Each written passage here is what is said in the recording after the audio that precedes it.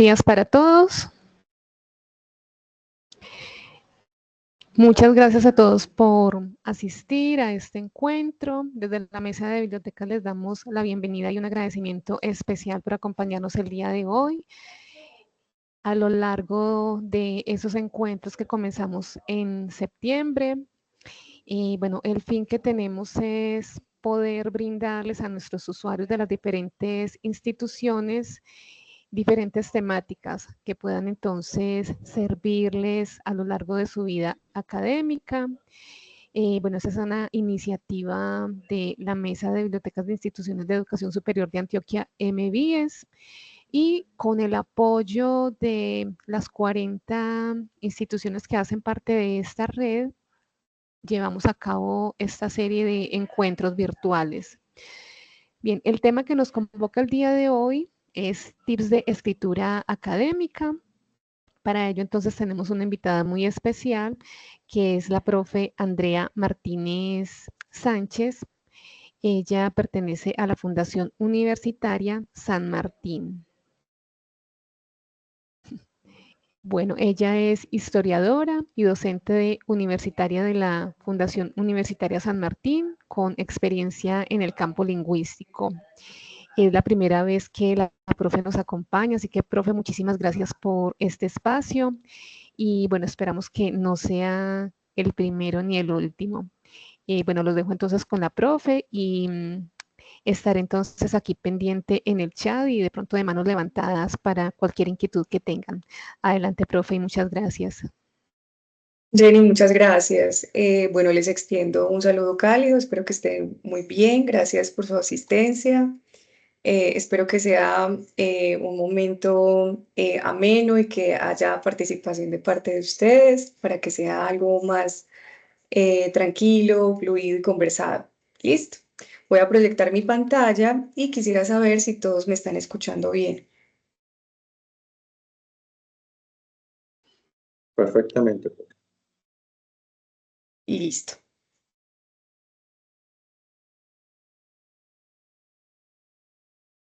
Pregunto nuevamente, ¿pueden ver mi pantalla en este momento? Sí, señora. Sí, profe. Listo. Vamos a empezar con un llamado al hábito de lectura que es muy importante y tiene implicaciones incluso en nuestra destreza comunicacional escrita. Luego les voy a dar unos tips de escritura y vamos a hablar de algunos vicios del lenguaje o de ciertos comodines que pueden parecer un poco chistosos porque son inconscientes, hacen parte como de lo coloquial y hay cosas que tenemos que pulir muchísimo cuando ya escribimos porque no escribimos como hablamos. ¿Listo?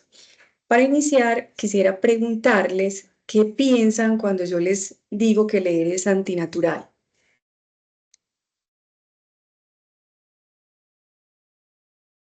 ¿Creen que es una capacidad ya adquirida eh, que se desarrolla a lo largo de la infancia o ya venimos con esto?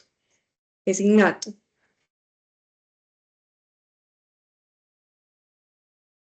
¿Alguien quiere atreverse a contestar, a participar?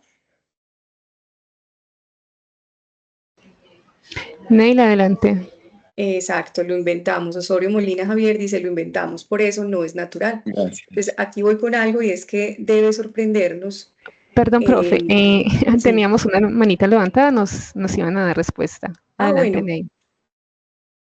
Ok, gracias. Creo que el ser humano desde que nace, cuando estamos bebés, busca la forma de hacernos entender. Con el llanto, con un ruido, busca la forma de comunicarse. Así es, hay un lenguaje, pero todavía no hemos desarrollado el lenguaje escrito. Y es que cuando nosotros nos remitimos a Marianne Wolf, que ella tiene un libro sobre la historia del cerebro y la lectura, es fascinante porque nosotros casi que gracias a esa plasticidad biológica del cerebro lo obligamos a decodificar el lenguaje, ¿cierto?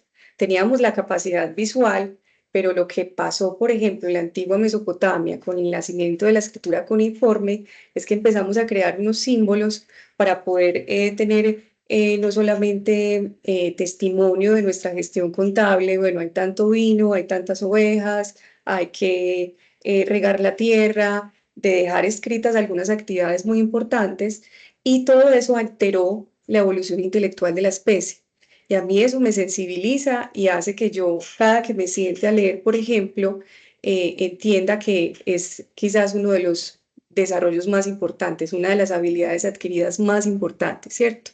Cuando nosotros aprendemos a leer, se crean nuevas conexiones neuronales en áreas del cerebro que antes no estaban involucradas en esa tarea. Por eso es tan fascinante. Entonces, la encontramos principalmente en el hemisferio izquierdo y trabajan juntas para procesar esa información visual. Eso de repente entonces hace que la imaginación florezca, decodificamos el lenguaje, dejamos testimonio escrito, a partir de ahí podemos empezar a hablar de historia a través de la memoria porque se crean documentos a los que todavía podemos acceder, ¿cierto? Mire, por ejemplo, esto. ¿Cómo es posible que seamos capaces de leer todo esto? Y es que el cerebro se las arregla de maneras ingeniosas para leer los textos y es capaz de hacerlo incluso en condiciones muy diferentes. ¿A qué voy con esto? A que nuestro estado civil debe ser lector.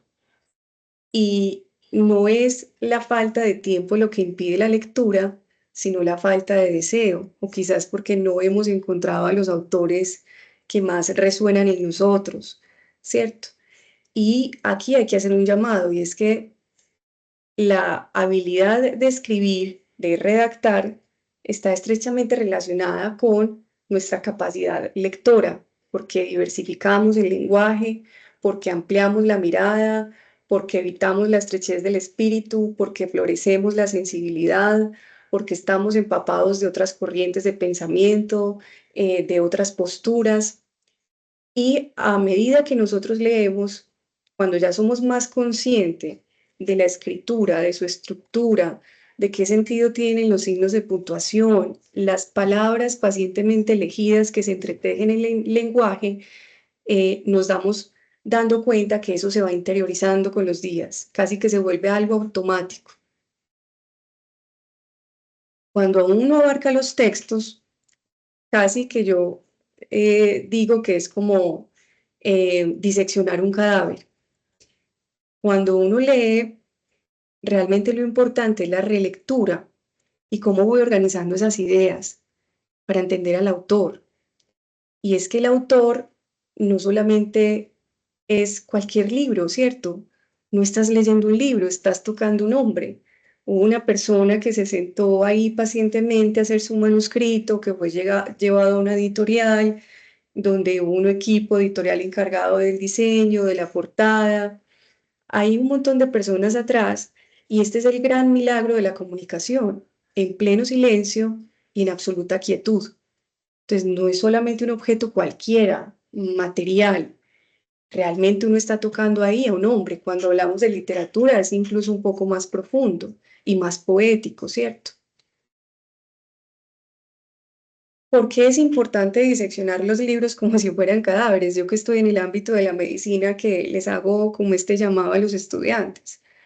Porque gracias a esa interpretación de los textos podemos entender correctamente las palabras, cómo se agrupan para formar oraciones, cómo se reúnen para desplegar una idea en un párrafo y cómo ese párrafo se estructura para darle sentido entonces a todo un texto. Entonces uno va hurgando, va profundizando en el lenguaje y va interiorizando todo el tiempo. Por eso la escritura no debe estar desconectada del hábito de la lectura. Borges, por ejemplo, decía que para ser un gran escritor había que ser sobre todo un gran lector, ¿cierto? Y aquí, con los tips que les voy a dar hoy, que no solamente aplican al ámbito académico, yo creo que son herramientas para la vida, hasta para escribir un correo, una carta, un mensaje por WhatsApp. Pero el llamado más importante, nosotros que estamos en este ámbito, es que si bien los textos científicos requieren objetividad, precisión y claridad, eso no quiere decir que sean áridos o complejos o aburridos o monótonos. Y precisamente ese hábito de la lectura es lo que diversifica nuestro lenguaje, lo que amplía la mirada. Listo, vamos bien hasta ahí. ¿Alguien tiene algún comentario al respecto?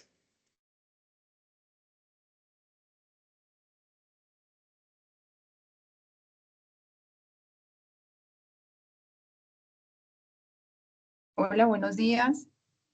Hola Alejandra, buenos días. Bueno, sí, te quería hacer una pregunta porque justo en lo que acabas de decir, a veces nos encontramos con lecturas que son muy densas y muy pesadas. Entonces, ¿qué podemos hacer o qué estrategia o tú qué tipsito nos puedes dar para hacer más amena ese tipo de lecturas y no morir en el intento?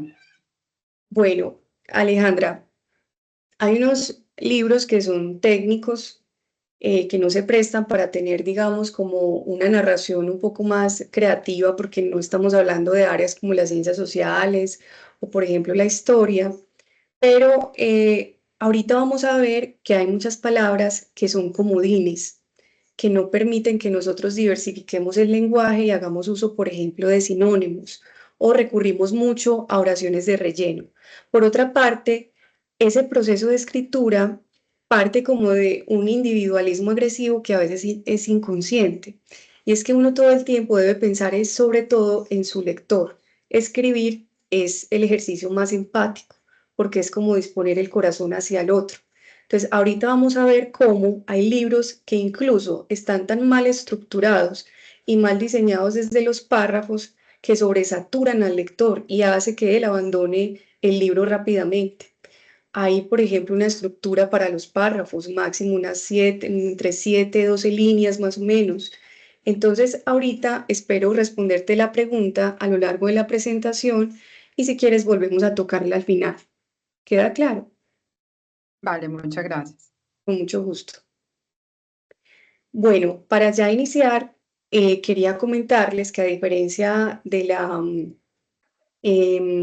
escritura creativa, que tiene que ver más con la literatura, con la invención, con, por ejemplo, lo que es Cien años de soledad, con Gabriel García Márquez, que fundó el realismo mágico, realmente en la escritura académica, la redacción es ante todo un problema técnico que debe resolverse a tiempo y que sí se puede entrenar.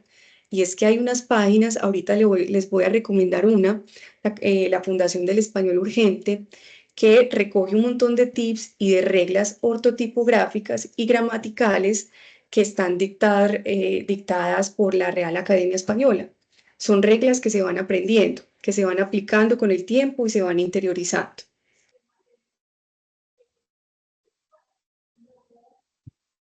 Quiero traerles unos ejemplos un poco chistosos para que vean más o menos los tipos de errores en los que solemos caer, ¿cierto? Por ejemplo, aquí en prensa lo vemos mucho, sobre todo en prensa amarillista o sensacionalista. La autopsia confirma al 100% la muerte de, ¿cierto? Uno no se muere a porcentajes. Es una escritura pues incorrecta. Fallece por segundo día consecutivo una mujer de 103 años. Pues uno no fallece 2 días, solamente un día en la vida, ¿cierto? Y eso es casi que una escritura automática y es inconsciente. Entonces la lectura y la escritura es sobre todo estar atentos. Y uno no solamente escribe y abandona el texto, hay que volver a él y guardarlo en un cajón y a los 2 días volver. ¿Por qué? Porque los ojos se cansan y dejan de ver el error, la rata. Por eso los correctores de estilo siempre trabajan como por capitas, para ir eliminando eso que sobra, eso que entorpece, eso que hace que la comunicación no sea precisa, eficaz. Tiran cadáver muerto ya fallecido de un difunto. ¿Qué es todo eso tan largo? Economía del lenguaje, ¿cierto? Cadáver muerto, ¿cómo así? Es que hay cadáveres vivos, ya fallecido de un difunto. Entonces, mucho cuidado con eso, porque nuestra prensa nacional está permeada de estos errores que pues ya se vuelven un poco chistosos, ¿cierto? Vamos de lo macro a lo micro. Una recomendación muy importante. Como nosotros utilizamos sobre todo Word para la escritura, para nuestros trabajos académicos, es muy importante que ese Word esté configurado en el idioma español, ¿cierto?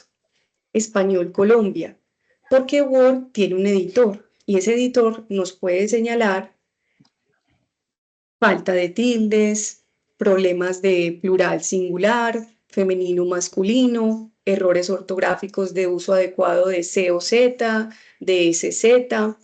Entonces, muchas personas y muchos estudiantes presentan estos trabajos e incluso lo envían con estos subrayados en rojo. No hay una preocupación ni siquiera por editar y mire que ahí uno se ahorra mucho camino. Entonces, el primer llamado es ese, tener configurado el editor de Word en español. Si vamos de lo macro a lo micro, quiero preguntarles también, retomando la pregunta de Alejandra López, ¿cómo hacer para que esos textos académicos no sean tan pesados o ladrilludos como les solemos decir? ¿Qué opción aquí es la correcta visualmente? ¿Qué permite un ejercicio de lectura ameno o que se entienda mucho mejor, por ejemplo? ¿Cuál es visualmente más cómodo? La B. Exacto. ¿Alguien dice lo contrario? ¿O ha usado otro tipo de diseño?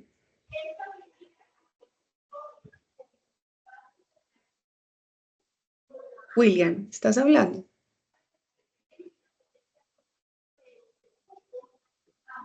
Bueno, voy a continuar.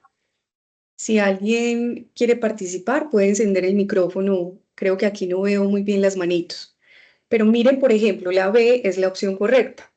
La mayoría de los libros que uno encuentra tienen la estructura de la A y eso sobresatura mucho al lector. Y hay muchas ideas principales que se despliegan, por ejemplo, ahí, y es un poco más difícil la lectura. Hay que estar un poco más atentos, tiende a sobresaturar un poco. En la C hay mucha idea suelta, hay que concretar, hay que entretejer el lenguaje, hay que hacer que el párrafo sea una unidad de contenido, ¿cierto? Donde se desarrolle una idea principal con unas ideas subordinadas que la amplíen. Y en la D casi que esa idea central queda un poco suelta o le falta desarrollo. Y en el bloque de abajo entonces faltaría generar unos espacios. Entonces, la opción B es la correcta. Y es que la invitación es que siempre que redacten, procuren desarrollar una sola idea principal en ese párrafo. Como lo decía ahorita, es una sola unidad de contenido. Por lo general, la idea principal se desarrolla al inicio y luego vienen unas oraciones subordinadas que lo que hacen es aclarar, ampliar, demostrar con datos o se trae a colación autores que se quieren citar, se puede parafrasear otros estudios, particularizar en algo, justificarlo, refutarlo o emitir un juicio. Entonces, siempre, siempre la escritura, si partimos de lo macro a lo micro, debe planificarse. Lo que no se ensaya, no sale. Y tanto los escritores de literatura como en la academia, todos tenemos el mismo problema, enfrentarnos a la página en blanco. Cuando yo ya tengo un esquemita de qué voy a decir en la introducción, cómo lo voy a decir, cuántos párrafos me voy a tomar, cuál es el desarrollo de ese trabajo, ¿cierto? Aquí voy a desarrollar, no sé, planteamiento de la pregunta, voy a tener unos objetivos generales y específicos, luego voy a justificar el trabajo, la conclusión debe llevar esto. De una vez, por ejemplo, tener a los autores a los que uno va a recurrir, tener a la mano ya de una vez, por ejemplo, las normas de citación para tener el formato listo de Word en cuanto a márgenes y tipo de letras, si es APA o es Vancouver, en caso, pues, en el área de la medicina. Y por último, uno puede poner el título, ¿cierto? Cuando ya uno tiene una idea global del texto y ya, digamos, uno ya resume y uno dice, bueno, este es el título más adecuado. Tiene coherencia y corresponde. Entonces, los invito a que siempre, siempre planifiquen la escritura y hagan un esquema.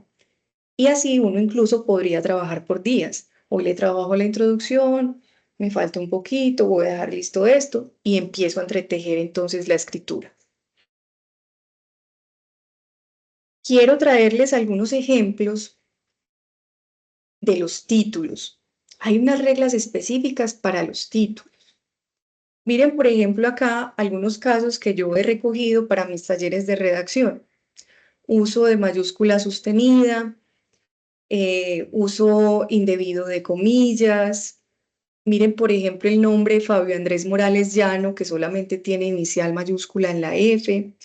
Todos los nombres propios sean nombres de personas, e instituciones, ciudades o áreas, por ejemplo, Ministerio de Cultura o Fundación Universitaria San Martín, Fabio Andrés Morales Llano o Ciudad de Medellín o Sabaneta, todo debe escribirse con inicial mayúscula, ¿cierto? Miren un sueño por cumplir, lágrimas que atravesar. Cuando yo me quedo a reflexionar sobre esa oración, yo digo, vení, pero las lágrimas se atraviesan.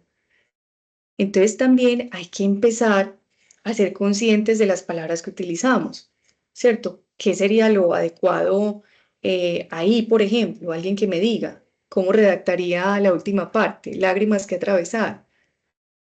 Las lágrimas se sienten, ¿cierto? Se expresa la tristeza. ¿Cómo lo redactarían ustedes, por ejemplo? Profe, nos dicen por acá que limpiar en el chat. Limpiar. También las lágrimas se secan.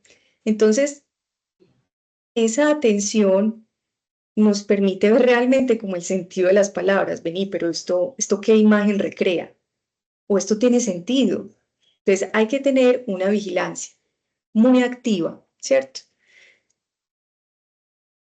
Los títulos simplemente se deben escribir con inicial mayúscula, a no ser de que en su desarrollo tengan un nombre de una institución, de una persona, de una ciudad, y siempre se les aplica negrita. Siempre títulos y subtítulos. Y nunca, nunca llevan punto final. Tenemos un vicio muy recurrente que es poner puntos tanto en los títulos como en los subtítulos. No, simplemente son encabezados. Listo. Voy bien, voy muy rápido, todo claro hasta ahora. Muy bien. Ok, voy a Todo continuar. bien. Listo, voy a continuar. Muchas gracias por estar ahí. Miren, voy a ser muy insistente con la atención al detalle. Es muy importante que haya una uniformidad en nuestros trabajos, no solamente en el uso de signos de puntuación, sino también miren en la fuente y el tamaño. Cuando hablo de fuente o de tipografía, hablo del tipo de letra. Entonces acá, por ejemplo, vemos que en el cuerpo de texto hay un desarrollo de Times New Roman y en la parte de arriba probablemente se haya utilizado Calibri o otro tipo de letra. Entonces, procurar que todo sea en Arial o en Times Roman o en Verdana, en Georgia, para que sea un texto también visualmente organizado y dé también la idea de como de rigurosidad y de cuidado.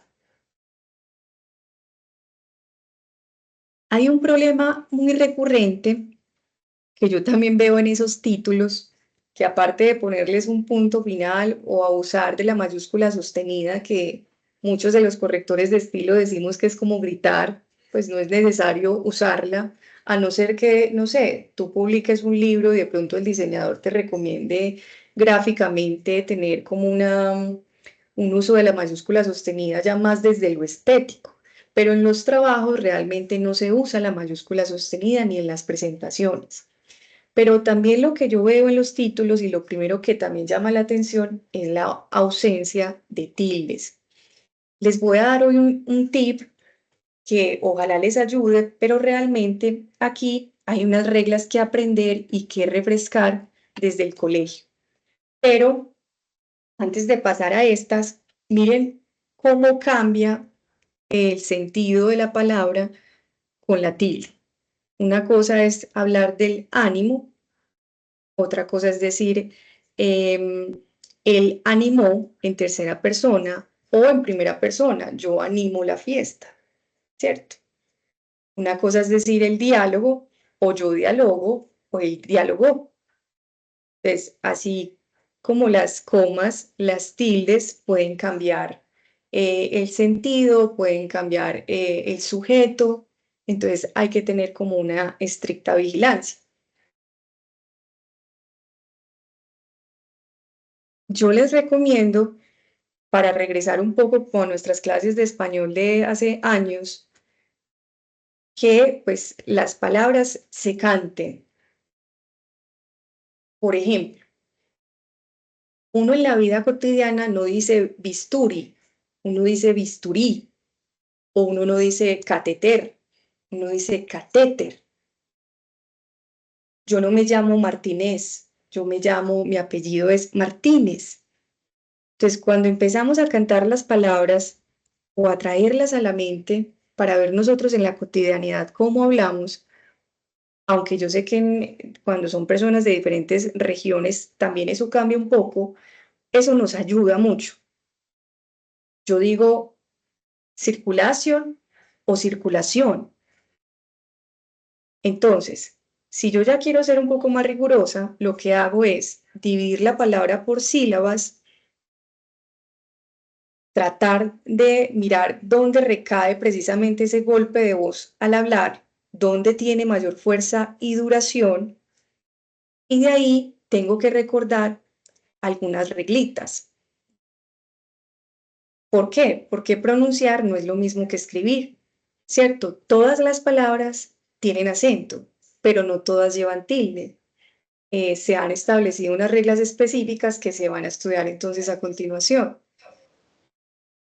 Mire, por ejemplo, aquí, las palabras agudas como circulación, que llevan la acentuación en la última sílaba, siempre se tildan cuando terminan en N, S o vocal, ¿cierto? Las palabras graves que llevarían entonces la acentuación en la penúltima sílaba serían lo contrario a la aguda, todas aquellas que no terminen en vocal, N o S. Y ya las esdrújulas y las sobresdrújulas siempre llevan tilde. Hagamos un ejercicio. Según esto, por ejemplo, la palabra ajedrez, ¿dónde llevaría el acento? Y según la regla, pues si lleva o no lleva tilde. ¿Alguien que quiera participar?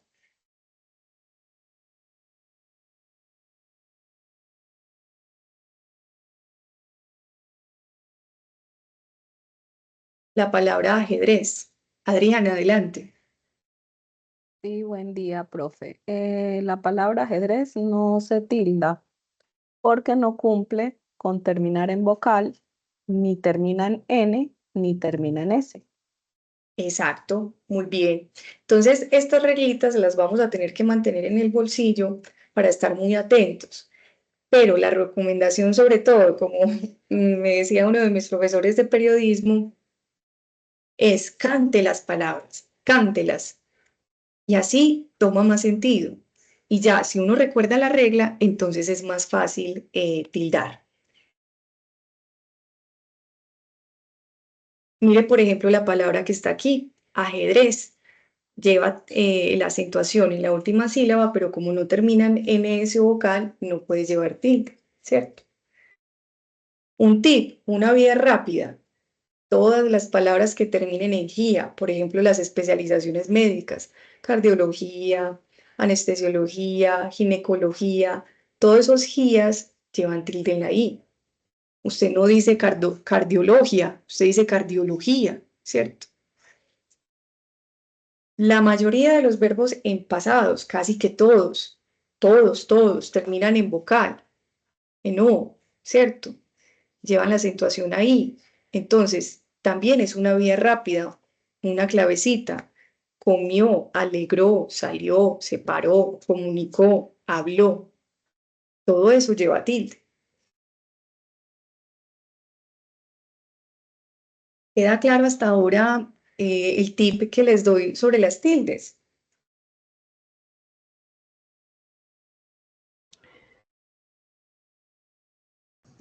Sí. Profe. Bueno, entonces voy a continuar. Obviamente en este espacio, pues lo que quiero es como empaparlos de un poco de todo. Si alguien quiere que le envíe la presentación con mucho gusto, igual ahorita les voy a dejar algunas páginas de recomendación, pero pues en esta hora y media en la que vamos a compartir voy a pasar como un poquito a vuelo de pájaro, pero yo sé que esto requiere más entrenamiento y más profundidad. Son simplemente algunas recomendaciones. Profe, Bueno, hola.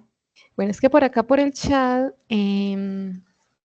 no, bueno, tenemos un comentario sobre el estilo de citación APA que nos indica que establece que los títulos del nivel 1 deben ponerse cada palabra y su inicial en mayúscula.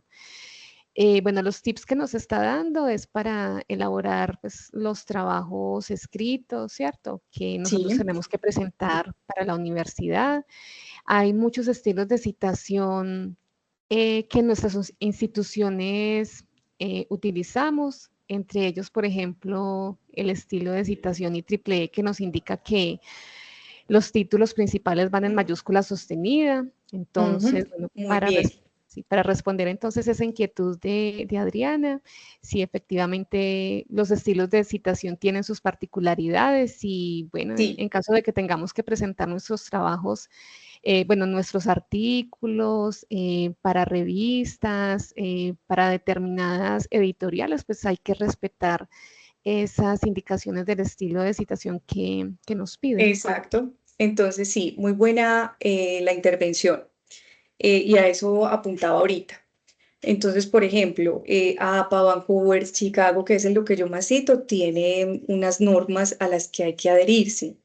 Y digamos que todas estas reglas no son una camisa de fuerza. Habría que cumplirlas. Por ejemplo, la RAE propone, obviamente, unas reglas generales, pero, por ejemplo, APA dice lo siguiente, interlineado 1.2, todo alineado a la izquierda, justificado a la izquierda, casi que no se respeta el espacio entre el título y el cuerpo de texto. Entonces, ahí habría que adherirse simplemente a las normas, tanto en citación bibliográfica como en formatos, y simplemente aplicar otro tipo de tips que ya tienen que ver como con la puntuación, con los nombres propios, con los vicios del lenguaje como la ambigüedad, de lo que quiero hablar hoy y en lo que más voy a profundizar. Pero sí, les recomiendo, claro está, seguir estas normas y procurar siempre la uniformidad.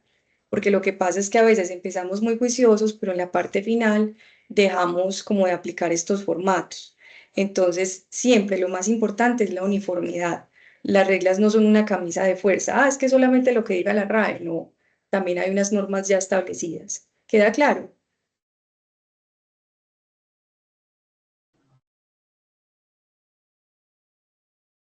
Sí, profe, muchas gracias. Listo. Lo que voy aquí, estos tips sobre todo, yo no me enfoqué hoy en APA, ni en Vancouver, ni en ningún sistema de citación, sino como en muchos errores que he percibido a lo largo de muchos años, que lo percibimos en todo tipo de textos, tanto en ensayos académicos como en monografías, como en ya trabajos de grado. Hay una ausencia escandalosa de tildes y hay unos vicios como los que voy a exponer a continuación. Entonces, estos tips se adaptan como a todo tipo de trabajo.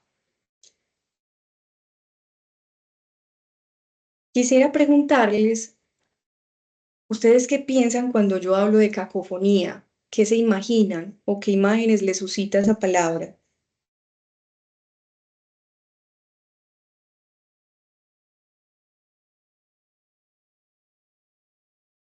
En verdad, la primera vez que la escucho. Gracias, Enrique. Jennifer, adelante. Muchas gracias, profesora. Sí, cacofonía sería, por ejemplo, como los sonidos fonéticos seguidos, ¿no? Juntos, tal vez cuando yo voy a decir Juan y Irma, ¿no? Cuando debería decir Juan e Irma, sería Exacto. esa. Muy bien. Sí. Muy bien, Muchas Jennifer. gracias, profesora. ¿Alguien más quiere participar? Veo otra manito levantada. Bueno, voy a continuar. Bueno, tal como dice Jennifer, así nosotros tengamos completa rigurosidad con esos formatos y esas normas de citación, tenemos que evitar sobre todo estos vicios del lenguaje.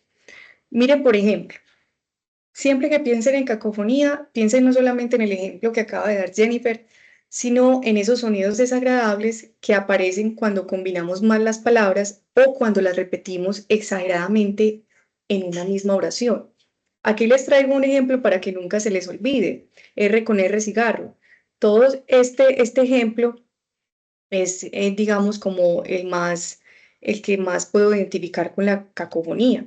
Miren acá lo que decía Jennifer. Ellos son padre y hijo. Lo adecuado es decir, ellos son padre e hijo.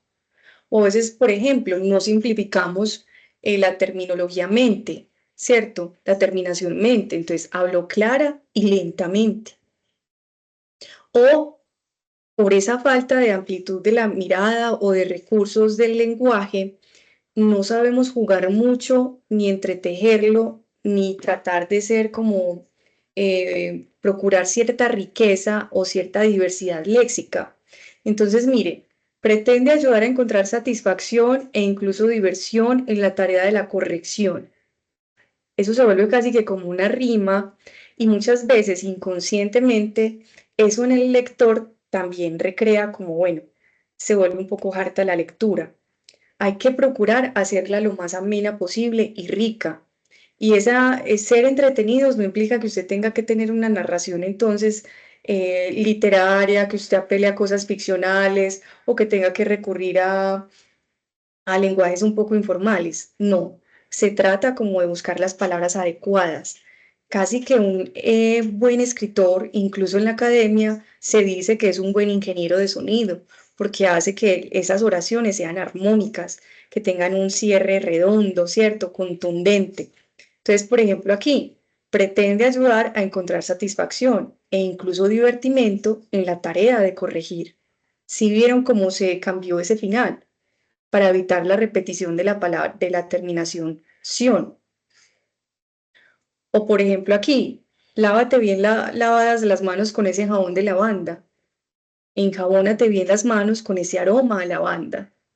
Y yo sé que estos ejemplos pueden ser un poco, digamos, fáciles o un poco cotidianos, pero es para que me entiendan a lo que voy, que esto también se puede plasmar como en el ámbito académico. Miren este ejemplo que me gusta mucho. Manolo lo logró por fin. Y por eso cuando uno está en una exposición oral y tiene este tipo de repeticiones, a veces se vuelven un trabalenguas. Y sobre todo cuando uno no tiene como una buena vocalización o una buena dicción. Entonces lo ideal es que usted diga, Manolo finalmente consiguió su propósito. Y eso estiliza el lenguaje. Lo vuelve incluso un poco más elocuente, mucho más formal, más profesional. Listo, espero que todos hayan entendido entonces la cacofonía y quisiera preguntarles en qué piensan, aunque yo ya les puse una imagen acá cuando yo hablo de anfibología.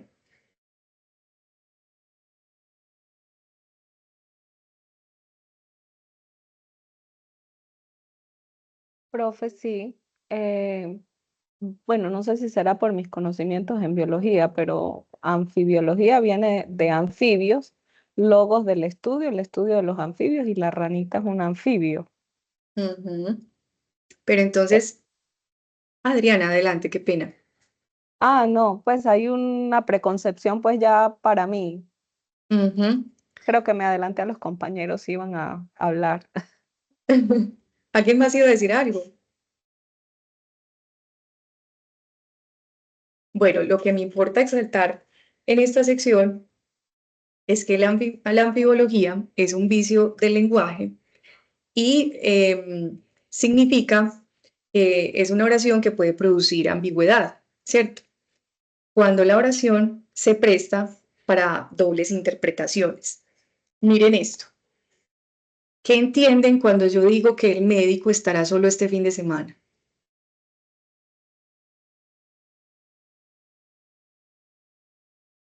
Que no tiene ¿Alguien que... pacientes. Enrique, Que no va a tener una compañía. ¿y qué más? Que no tiene pacientes. ¿Y qué Pues más da a sencillo. entender esto? Que de repente ya no va a estar más nunca.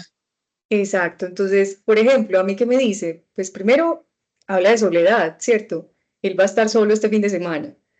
O yo puedo incluso llevarlo como a un escenario, como no, vení, el médico solamente va a venir este fin de semana, únicamente. Hay que aprovecharlo. Entonces, hay que tratar de cambiar ese tipo de redacción, porque se puede prestar para dobles interpretaciones. Por ejemplo, aquí, cuando Ana y Camila se dirigían al hospital, iba ardiendo en fiebre. ¿Quién? ¿Ana o Camila? ¿Sí la van cogiendo? Ahí habría que cambiar la redacción para que el lector tenga toda la información clara, precisa, a la mano. Por ejemplo, El médico operó al paciente con un tumor en el cerebro. ¿Qué les dice eso?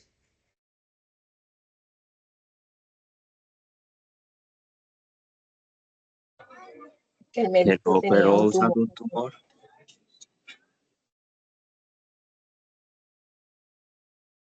Yo puedo entenderlo de dos formas. Que Que el el médico médico, tiene tumor también. exacto, que el médico operó a un paciente que tenía un tumor en el cerebro, o que incluso el médico, a pesar de tener un tumor en el cerebro, pues operó al paciente. Entonces, hay que empezar a agudizar un poquito la mirada y detenernos realmente en lo que estamos diciendo, porque la escritura se vuelve automática y yo no puedo a veces pretender que el lector ya todo lo sabe o que incluso me va, digamos, a entender del todo. Esto se presta para muchas interpretaciones, por eso al texto hay que redactarlo y luego volver a él o incluso tener como una opinión de un externo para ver qué entiende o cómo lo interpreta. Sofía castigó a su hija por gritarle a su hermana. Es un ejemplo muy sencillo, pero miren aquí a lo que quiero llegar. ¿Por gritarle a quién? ¿A su otra hija o a la hermana de Sofía? Sofía castigó a su hija por gritarle a su hermana. Entonces, a la otra hija o a la tía. ¿Sí me hago entender?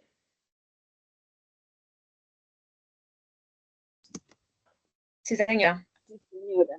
Oye, Bueno, muchas gracias por esas aclaraciones. perdón, no te escuché, María.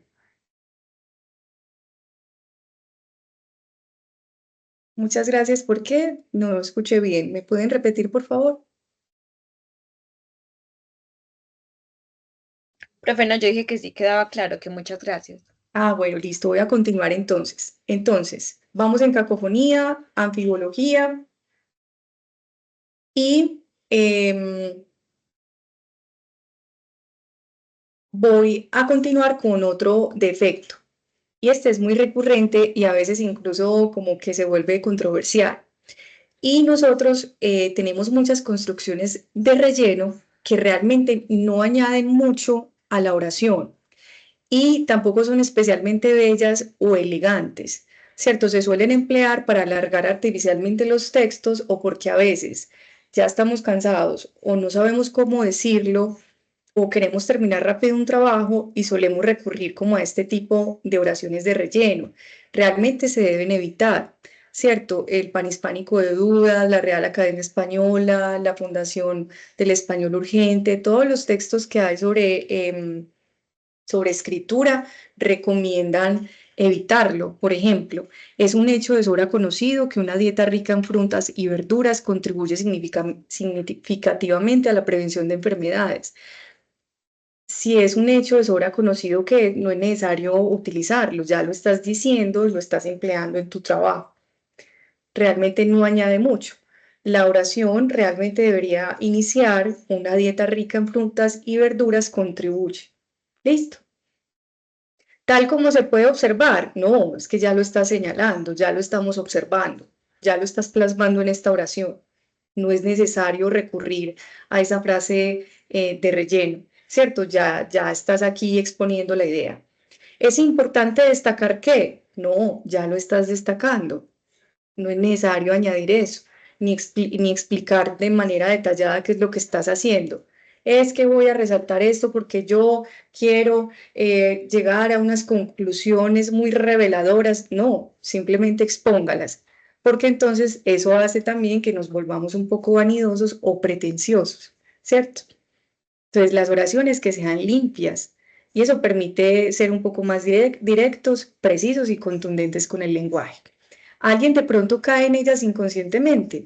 ¿Por qué? Porque, bueno, les hago esta pregunta, pero no, es decir, nosotros, ¿por qué, digamos, interiorizamos esto? Porque son usos populares, se vuelven de repente vicios que inconscientemente vamos adoptando en nuestras prácticas de escritura. Y no hay que sentirse mal por eso, lo importante es aprender a identificarlo y pulirlo. Alguien de pronto lo ha utilizado, o ya lo corrige, ya lo identifica.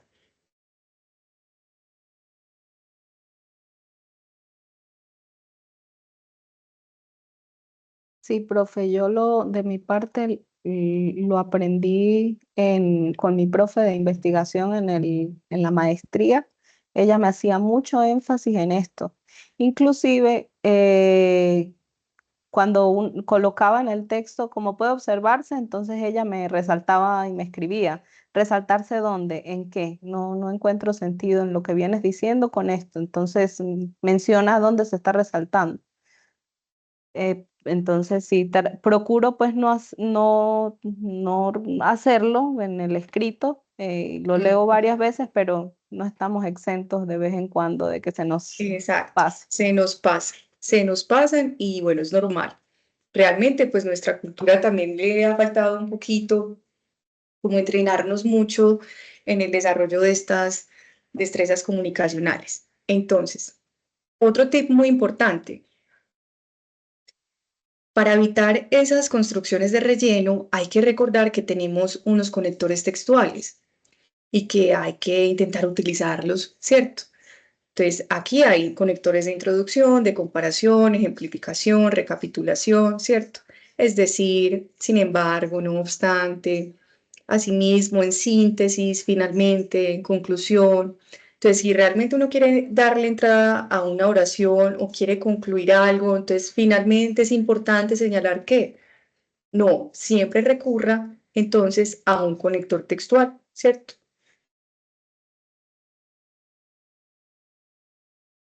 Aquí, por ejemplo, en esta parte les quiero hablar de las metáforas muertas, tanto para la expresión oral como escrita, que yo la encuentro mucho en la revisión de los trabajos.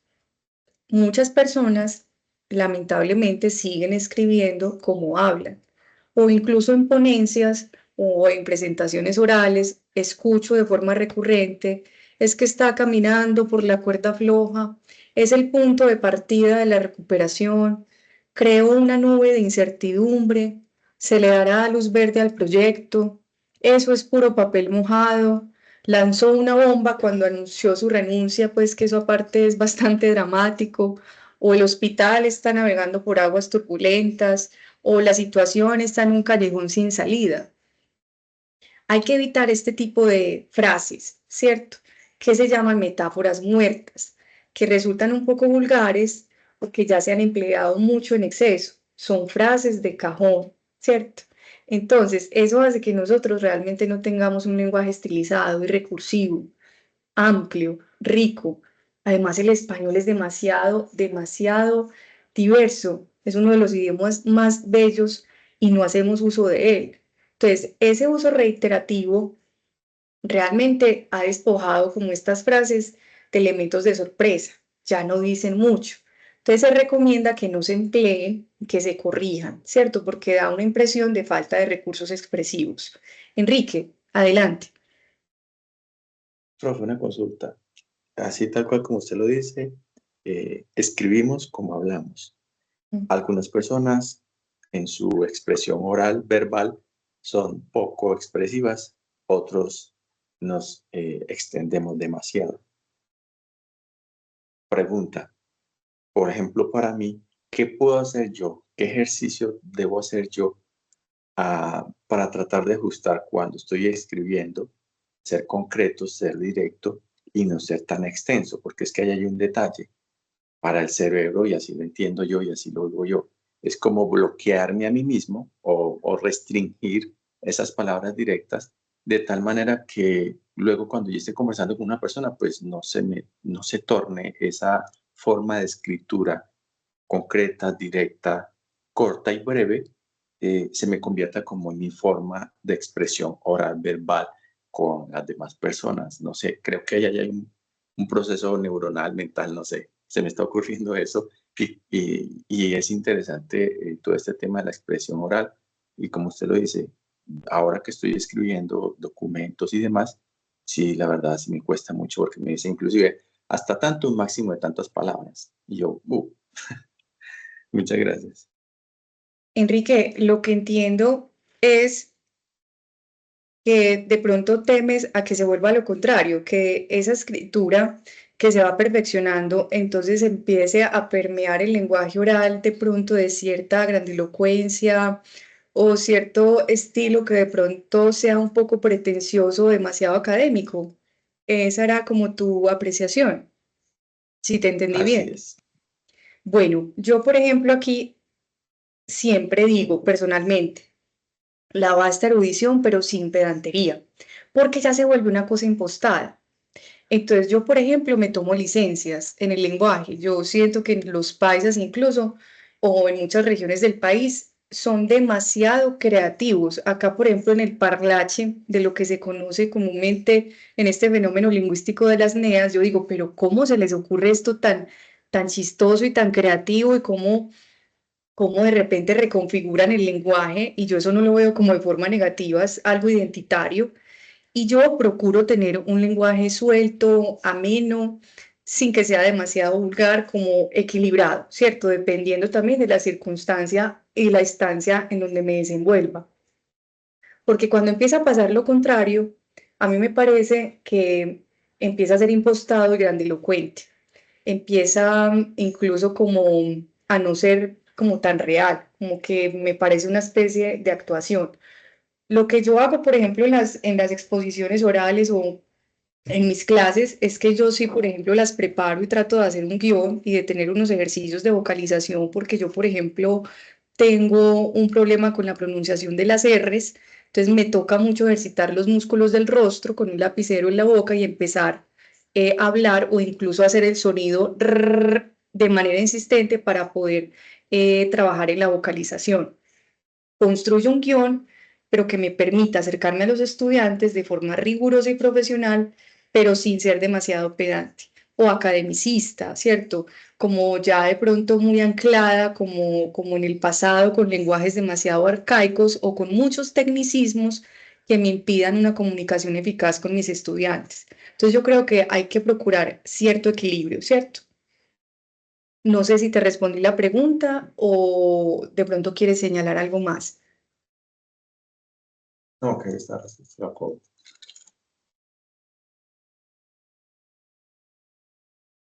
Bueno, aquí quería también mostrarles qué son los adjetivos automáticos, que no sé por qué la gente también pues tiende a repetirlos de manera asociada, aunque no tengan una relación directa o no suelan decir mucho.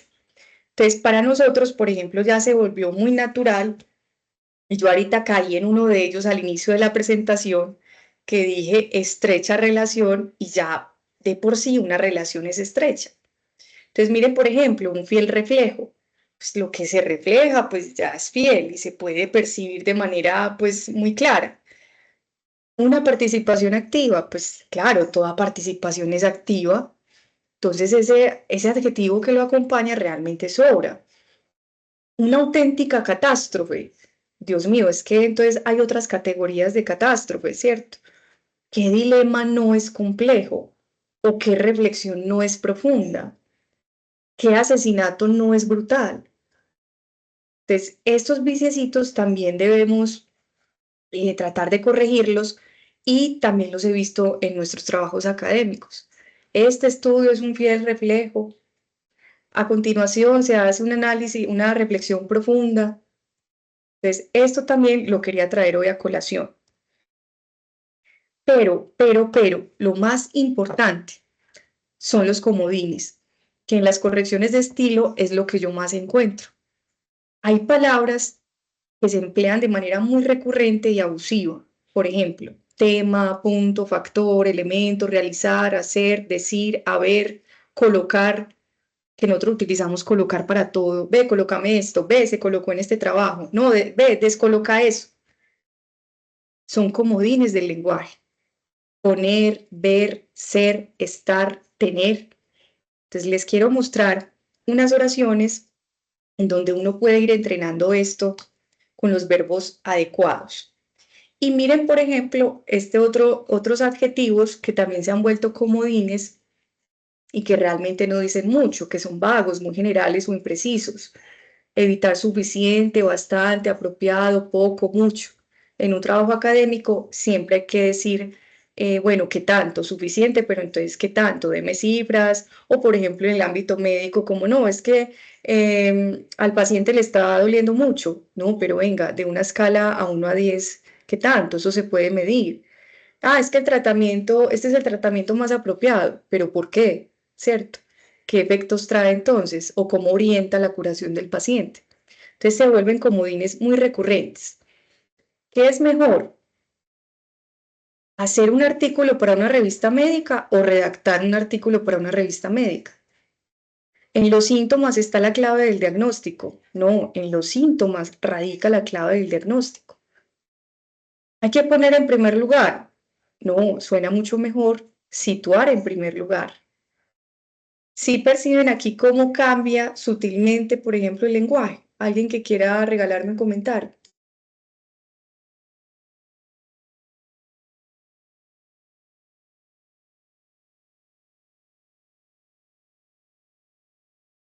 Además de presentar la redacción de la manera correcta al lector, también digamos que cuando está recreando o está leyendo y en su mente está recreando lo que está leyendo, le es más fácil para él entender esa información, ese dato o la información que le están compartiendo. Es decir, se absorbe y se digiere mucho más fácil. Exacto, y es preciso, ¿cierto? Gracias, Enrique, por la participación. ¿Qué harían ustedes acá, por ejemplo? ¿Cómo redactarían esta oración? Ponte la correa y ponte a trabajar. Ahí hay comodines. No hay por qué repetir la palabra ponte. Miren que aquí hay un vicecito. Uno podría poner como, bueno, vístete y empieza a trabajar. El paciente tenía una fiebre muy alta.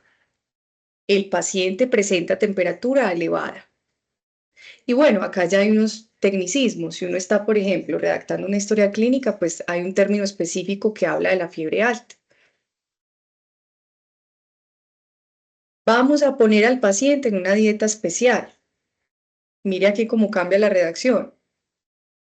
Implementaremos una dieta para abordar las deficiencias nutricionales del paciente. Eso es estilizar el lenguaje. Y nosotros también abusamos mucho de la palabra vamos. Ha venido desarrollando, va no sé qué, vamos a hacer esto. O colocar, que es como lo que más, las palabras de las que más abusamos.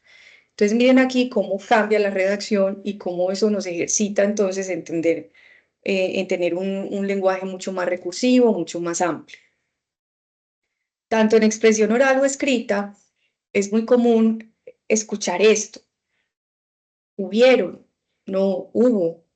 Dijeron, no dijeron. No se dice en base, se dice con base. Acá, por ejemplo, los paisas escuchamos mucho, es que andé todo el centro, anduve. Que eso son lo que les decía ahorita, pues ya eso está como tan arraigado en la cultura que es muy difícil conciliarlo. Incluso les doy les traigo a colación un ejemplo.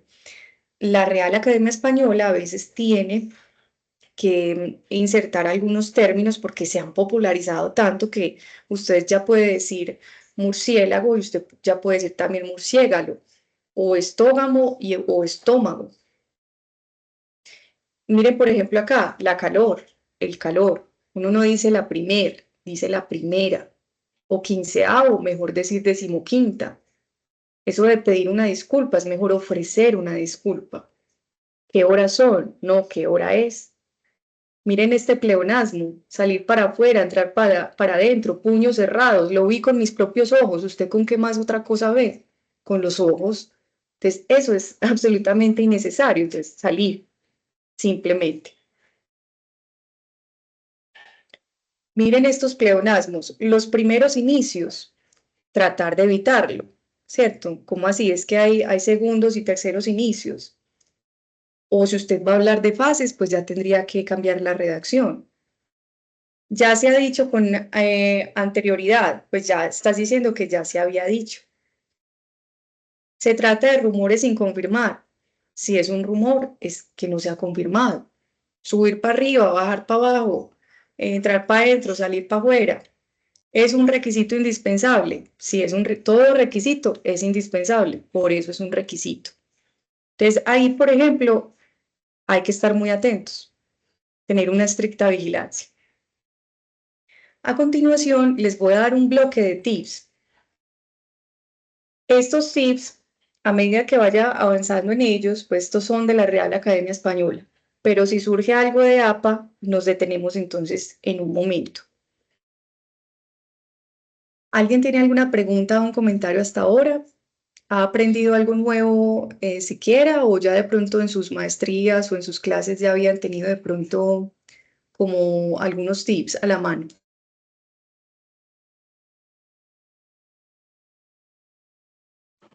Yo sí he aprendido muchas cosas hoy, más que ya estoy casi en proceso de empezar a hacer la tesis, entonces estoy tomando nota porque me parece muy importante todos estos detalles. Muchas gracias. Bueno, me alegra, Alejandra. Entonces voy a continuar. Miren, ojo con el uso también de la negrita, ¿cierto? Hay gente que la aplica en todo un fragmento o en todo un párrafo. La negrita tiene un uso específico y es localizar de pronto un concepto que es importante, que necesita captar la atención del lector. Entonces, por lo general, la vamos a encontrar en títulos y subtítulos o en palabras clave o en conceptos que llamen la atención del lector. Listo, no se puede abusar de ella. Hay gente que coloca, pues la usa, la aplica en todo un párrafo y no es adecuado. El uso de la cursiva también tiene una regla específica. La Real Academia Española la usa para los extranjerismos. Y es que todas las palabras que se deriven de otros idiomas, inglés, francés, portugués, todos, si yo utilizo un término de otro idioma en mi texto que está en español, por ejemplo, jet lag, debe aplicar cursiva o un término en latín o un nombre científico. Por ejemplo, aquí la bacteria Yersinia pestis, que fue la que causó la peste negra, o Helicobacter pylori, que es la que causa la úlcera péptica, o Mycobacterium tuberculosis. Esa es la regla para la cursiva. Sobre todo, entonces, para extranjerismos, latinismos y nombres científicos. ¿Qué pasa también con la cursiva?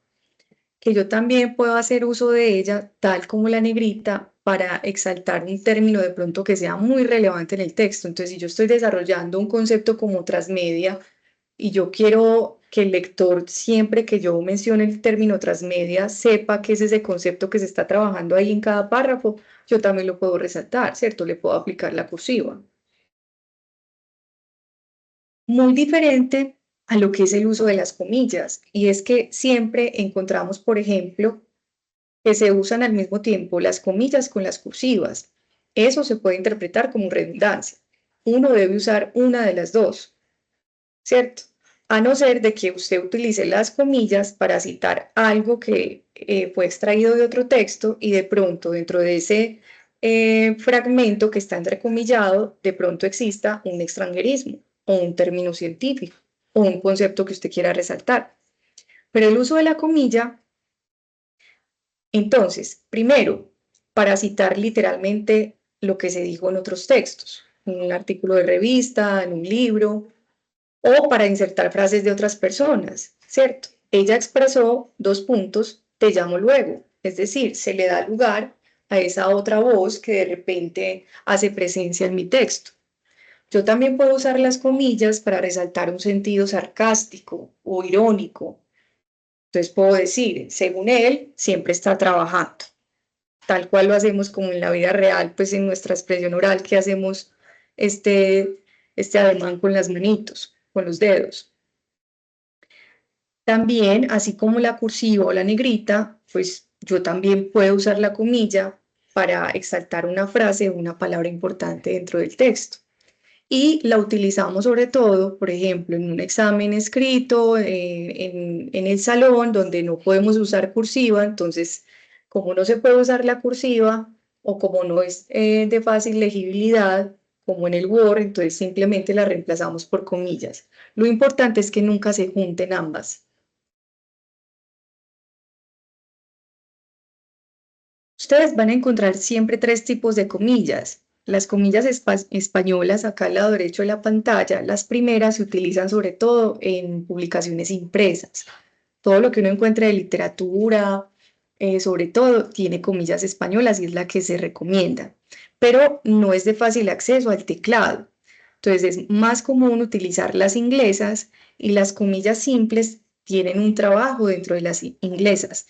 Miren, por ejemplo, en la parte de abajo lo que está resaltado en rojo. Yo abro comillas para citar o darle espacio a María. Ella expresó algo y al mismo tiempo ella está sorprendida porque otro autor habló de algo. Entonces es necesario usar las comillas simples. Pero por lo general, pues el uso masivo que tenemos es de comillas inglesas. Entonces, quiero que recuerden simplemente que las simples se utilizan para insertarlas dentro de las inglesas. ¿Queda claro hasta acá o los enredé un poco?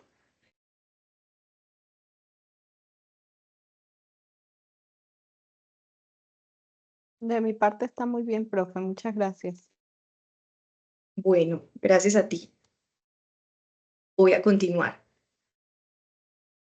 Miren, así como hablábamos ahorita, que aunque la Real Academia tenga unas reglas ya establecidas, pues que se deben cumplir, pues de todas maneras APA o Vancouver o otras normas de citación, pues nos van a pedir otros formatos.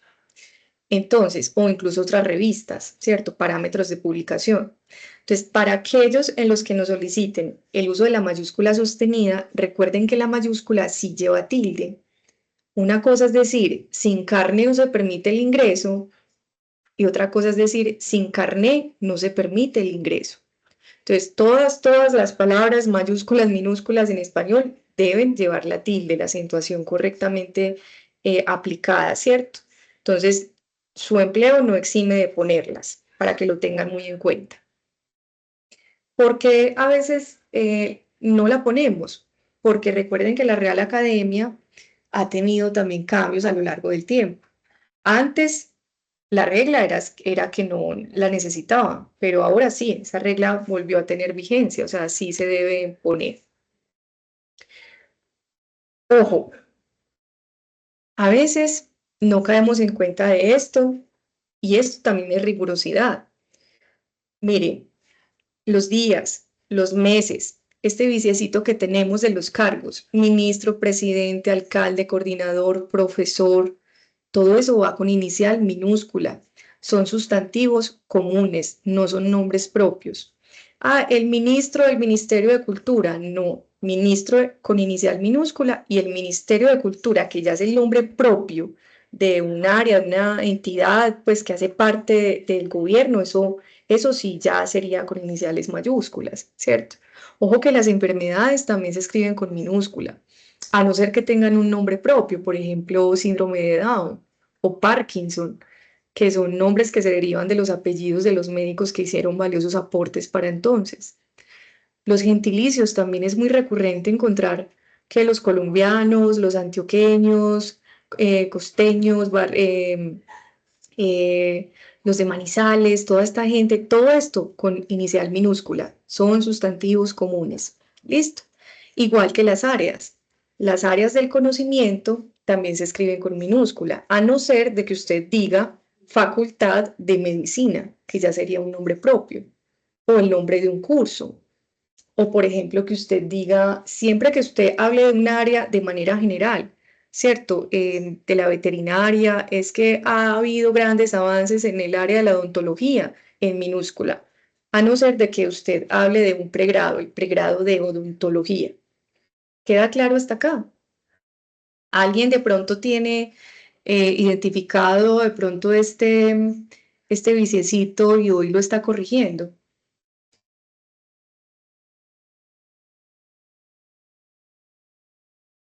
¿O ya lo tenían claro de pronto? Yo no, con los meses sí me equivoco. Exacto, ni los días ni los meses. Y, por ejemplo, las festividades, sí se escriben como lo vamos aquí a ver, las festividades, Semana Santa, Día de la Independencia, Navidad, Día del Árbol, las épocas, Edad Media, Renacimiento, Ilustración, todo eso sí debe llevar iniciales mayúsculas porque son nombres propios, pero miren esto. Recuerden que los artículos o las preposiciones, es decir, cuando yo digo el o en, no llevan mayúscula, ¿cierto? Entonces miren aquí, Ley 100 de 1993, miren que la palabra de no van en mayúscula, ¿cierto? Esos articulitos o preposiciones no llevan mayúscula. Nombres de periódicos, instituciones, apellidos, apodos, acontecimientos deportivos o culturales, Copa del Mundo, Marcha por la Paz. ¿Listo? Estoy un poco inquieta porque quizás muchos se conectaron pensando que iba a hablar de pronto de ciertos formatos, de APA y todo lo demás, pero ya hay unas guías estilísticas para eso. Y también uno puede encontrar muchísimos tutoriales, pero lastimosamente no hay mucha difusión en lo que publica la Fundación del Español Urgente o la RAE. Y por ejemplo, pulir este tipo de detallitos que si bien son sutilezas, sí le da mucho orden, mucha comodidad al lector, le da uniformidad y también digamos que son también, digamos, como uno debe estar todo el tiempo como informado también de su idioma, ¿cierto? Procurar que haya un cuidado también desmedido. Otra recomendación que les hago, aunque lo de las tildes es lo más complejo, les voy a dar otro truquito. Siempre que usen pregunta o interrogación, cuando utilicen cómo, qué vas a comer hoy, cómo estás, cuáles son tus propósitos, quiénes vienen a la fiesta el fin de semana. Siempre, cuando hay preguntas, exclamaciones o preguntas indirectas, esas palabras como, cuándo, qué, cuáles deben llevar tilde, ¿cierto? Muy diferente a este ejemplo que les pongo acá, en cómo que va sin tilde cuando yo quiero comparar o indicar el papel o la función de algo o alguien. Tomó el curso como una oportunidad para mejorar sus habilidades. Trabajó como voluntario en el refugio de animales. Ella canta como si fuera una profesional. Trabaja como profesora, es tan alta como su hermana, hazlo como te enseñé. Pero miren la diferencia con lo que es una pregunta indirecta. Bueno, aquí en el tercer punto me faltó una coma, pero miren acá, ¿cómo sería una pregunta indirecta con el uso de la tilde? No entiendo cómo resolviste el problema. Me pregunto cómo habrá reaccionado al enterarse. Entonces, acá, por ejemplo, sobre todo, vayan aprendiendo a tildar todo lo que esté entre exclamaciones y preguntas. Otro vicio que he encontrado, recomendación, los monosílabos no llevan tilde. Siempre que yo hable de fue, fui, vio y dio, nunca llevan tilde. Tampoco los demostrativos. Antes sí se tildaban, hoy en día no. Siempre que yo hablo de esa, ese, eso, aquellas, aquellos, estos, estas, aquel, nunca deben llevar tilde, para que por favor también lo anoten y lo apliquen.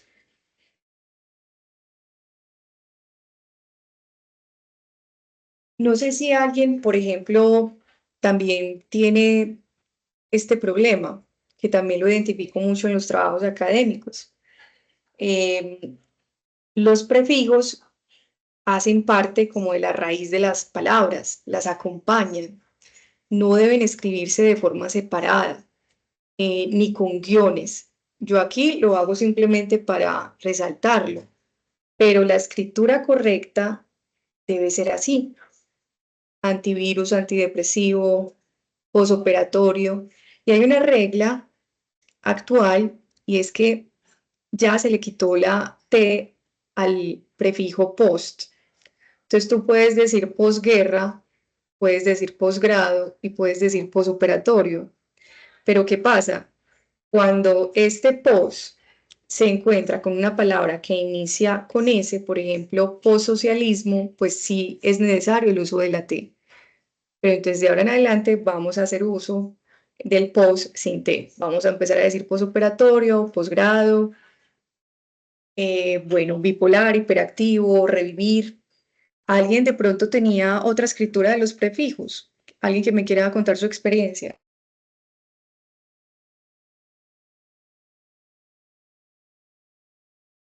La verdad, yo sí tenía esa ambigüedad de la T, en posgrado, a veces la escribía con T, otras sin T, realmente. Tenía esa dificultad y muchas gracias. Bueno, con mucho gusto. Entonces la RAE ya nos dio ese permiso y ya sabemos que cuando entonces una palabra inicia con la consonante S, sí es necesario el uso de la T para evitar esa repetición.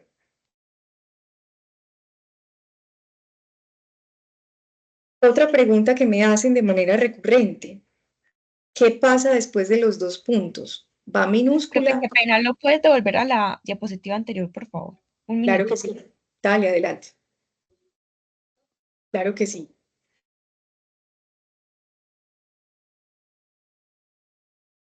¿Tienes de pronto alguna duda o estás tomando nota?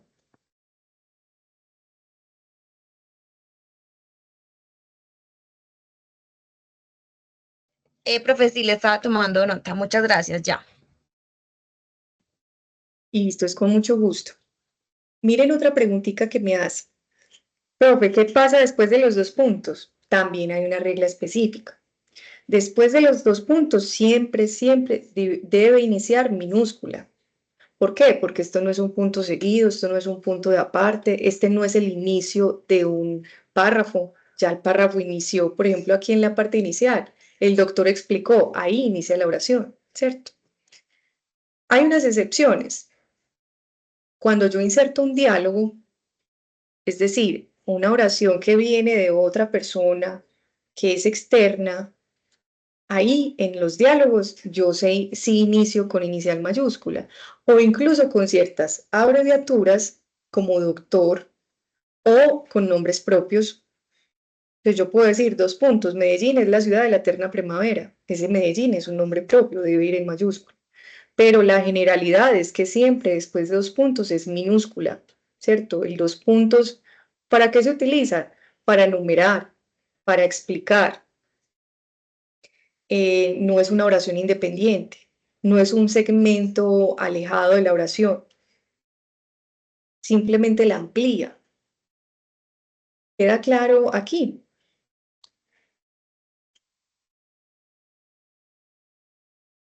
Sí, profe. Hay otro uso que es muy complejo, que es el uso del punto y coma. Espero que este ejemplo nos ayude a interiorizarlo un poco mejor. El punto y coma yo lo utilizo sobre todo para segmentar, para que no haya un uso abusivo de la coma y para que no haya confusiones. Entonces, miren acá, cada grupo irá por un lado diferente. El primero, por la izquierda, chum, salgo de eso, punto y coma. El segundo, coma, por la derecha. El tercero, coma, de frente. Si yo empiezo a llenar eso de comas y no hago uso del punto y coma, yo me puedo confundir. Yo podría decir, vení, el segundo va por la izquierda o por la derecha. ¿A qué le presto atención? ¿A lo que antecede al segundo o a lo que sigue después de esa palabra?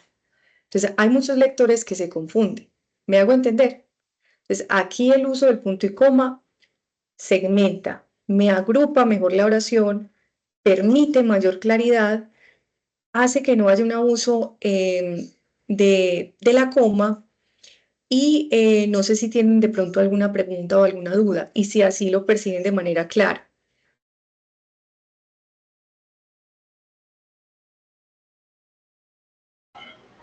Profe, en el caso, por ejemplo, de los conectores, ¿es válido utilizar punto y coma? Sí. Por ejemplo, el sin embargo. Sí, por ¿Es ejemplo, obligatorio? Depende, porque entonces ya te voy a explicar.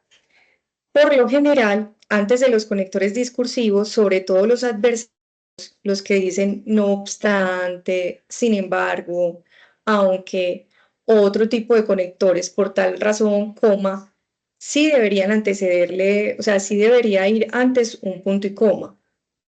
porque es como una oración subordinada que cambia el sentido y añade más información. Pero ¿qué pasa? Dependiendo de la oración, por ejemplo, esta oración es demasiado extensa. Hay otras oraciones donde tienen sin embargo, pero son oraciones muy cortas. Entonces, todo depende también, en la medida que vayamos ya interiorizando estas reglas, como que uno ya se va moldando un poquito y va tomándose también ciertas licencias. Pero miren que aquí la oración es extensa. Los hábitos del sueño son fundamentales en los niños. Por tal razón, coma, se debe motivar la higiene del sueño en estas edades. Si es necesario el uso del punto y coma, me relaciona aquí dos oraciones que tienen un sentido independiente, pero que están ligadas. Yo también podría escribir con punto seguido. Los hábitos de sueño son fundamentales en los niños. Se debe motivar la higiene del sueño en estas edades.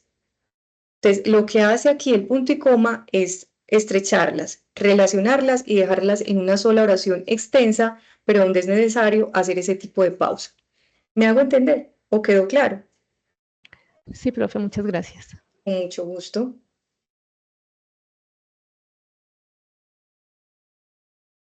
Otro tip que les voy a dar, el uso del guión, que no se puede diferenciar de la raya, que ahorita les voy a contar para qué sirve la raya.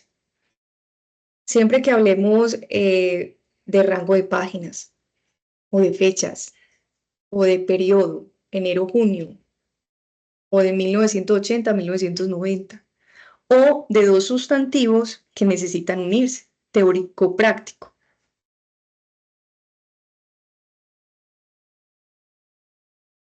No sé si ya estaban familiarizados con los incisos. A veces cuando estamos redactando es necesario hacer como una pausa dentro de la oración para anexar información adicional, para explicar o para ampliar.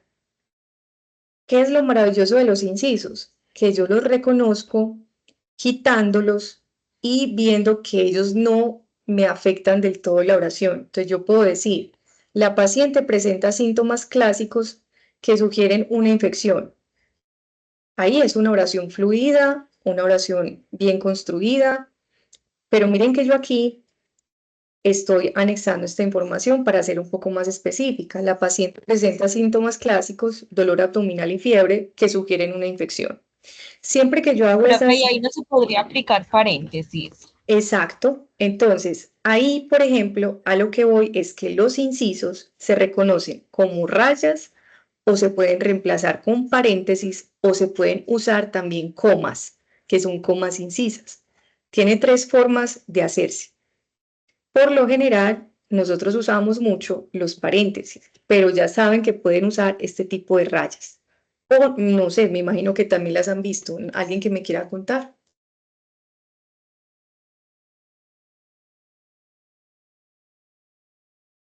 Perdón, ¿sería posible construir la frase con dos puntos? Por ejemplo, la paciente presenta síntomas clásicos que sugieren una infección, dos puntos, dolor abdominal y fiebre. También sería una forma de redacción, ¿correcta? Sí, esto sería en una forma de redacción, pero entonces uno empieza a jugar ya con los signos. Entonces yo podría escribir, el paciente presenta síntomas clásicos, dos puntos, para exponer y explicar, dolor abdominal y fiebre. Ahí yo pondría punto seguido.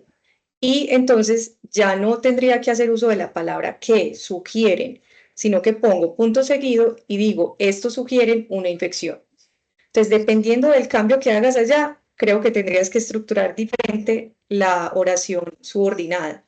¿Me hago entender? Sí. Exacto. Entonces, uno puede en una oración usar incisos o punto seguido. Empieza a moldear y a jugar con la oración dependiendo de lo que esta demanda. Y esta raya también se utiliza para los diálogos. Muchas personas utilizan el guión, no, es la raya. Todos los diálogos se escriben con raya. En caso de que usted quiera, de pronto, no sé, una fuente oral que esté usando, dependiendo de su área de trabajo y necesite insertar un diálogo ahí importante de su trabajo de campo. Y lo que decía la compañera ahorita es muy importante. Los incisos son entonces oraciones que se anexan para para ampliar la información, dar un ejemplo, ser un poco más explícitos, más precisos, y puede ser con raya, paréntesis o comas. Miren que ahorita yo también les hablaba de esas tildes que cambian como el sentido de las palabras. Y es muy recurrente que nos equivoquemos en la tilde diacrítica, que esa tilde en dos palabras que se escriben igual cambia todo el sentido. Y veo que a veces no la sabemos utilizar. Recuerden que sí con tilde indica afirmación o es un pronombre personal. Yo podría decir sí, confirmo asistencia a la reunión de mañana, o podría decir la terapeuta animó a Ana a que se dedicara tiempo para sí misma. La otra palabra que es sí sin tilde, primero pues es la nota musical, por favor toca la melodía en si mayor, o es siempre condicional. Si vienes mañana te lo digo, de lo contrario no. Si llueve no voy a clase. Si me paro se desconecta. Listo, queda claro, alguien de pronto ya estaba familiarizado con esta regla. Sí. Bueno, muy bien. Gracias, profe. Era una de mis dudas también. Qué bueno que les estén sirviendo estos tips, me alegra mucho. Qué bueno que este espacio sea provechoso, uno a veces sí queda como preocupado. Miren que esta tilde diacrítica se puede aplicar a otros ejemplos. Él, cuando me refiero a un tercero, él pone la mesa, o cuando me refiero como un artículo, el horno está apagado. O con este tú, que también es muy recurrente. Tú debes trabajar, pronombre personal.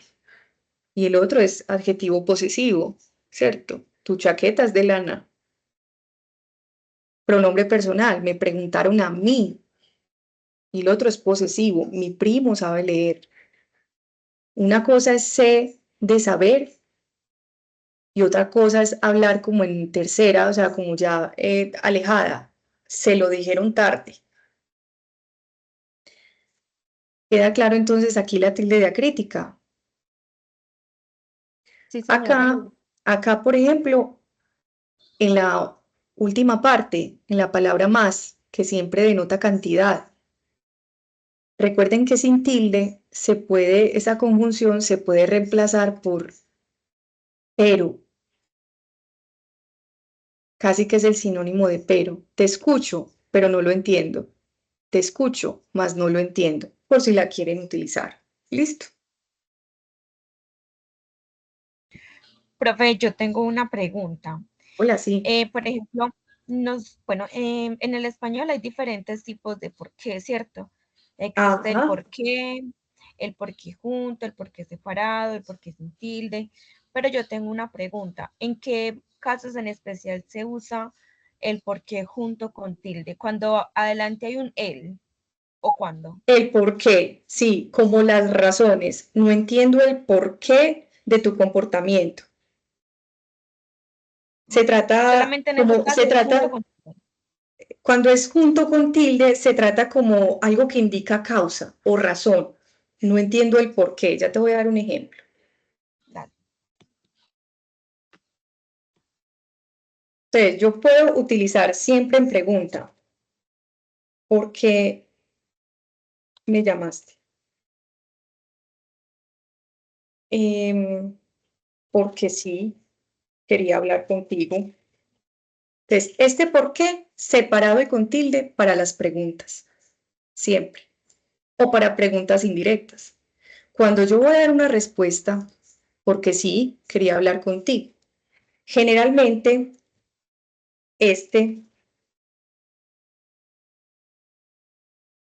siempre lo antecede el artículo el y denota como no entiendo la causa o las razones de lo que hiciste o la explicación, ¿cierto? ¿Te queda claro de pronto ese ejemplo? Sí, profe, muchas gracias. Con mucho gusto. Entonces, separado y con tilde, preguntas. Junto sin tilde para respuestas, porque sí, porque me dio la gana, porque tengo hambre. Y acá siempre le antecede el artículo, esa es la clave, el por qué.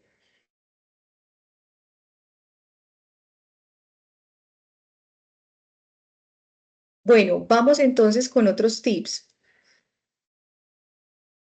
Ojo con la escritura de números.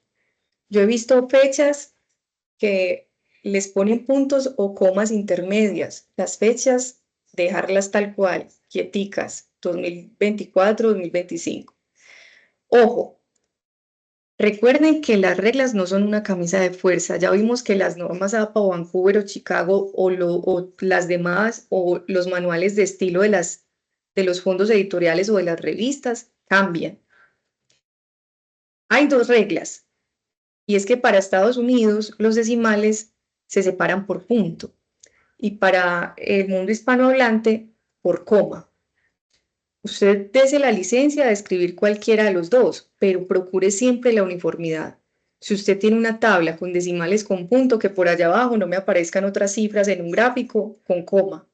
Entonces, siempre, la regla ahí, ¿cuál sería la más importante? La uniformidad. Números romanos, siempre en mayúscula. Números ordinales, siempre hay que procurar poner entonces estos como superíndices, buscarlos en Google, copiarlos y pegarlos. Listo. ¿Alguna duda respecto a los números?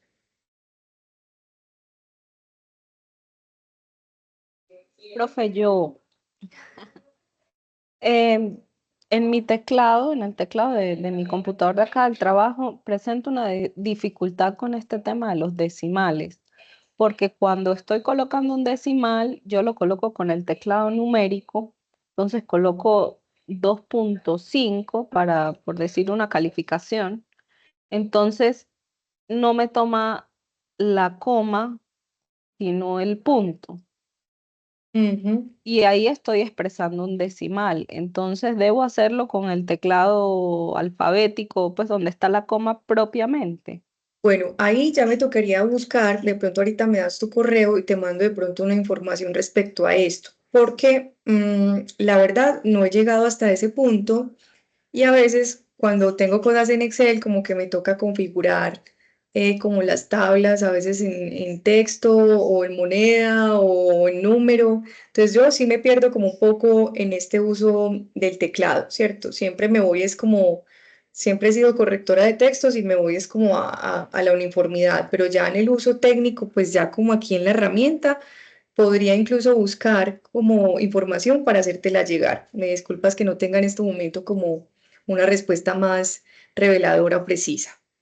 Vale, muchas gracias. Sí, porque Con mucho también he gusto. tenido esa duda cuando estoy escribiendo algún informe, que entonces veo otros informes de otros años o de otros compañeros, lo ponen con la coma, a mí se me marca el punto porque se supone que estoy, por ejemplo, puntualmente cuando me estoy refiriendo a calificaciones, ¿cierto? Entonces veo que hay, o también a los porcentajes, veo porcentajes que son números que se utiliza pues el signo de punto y en algunos informes lo veo con signo de coma, entonces sí tengo esa confusión.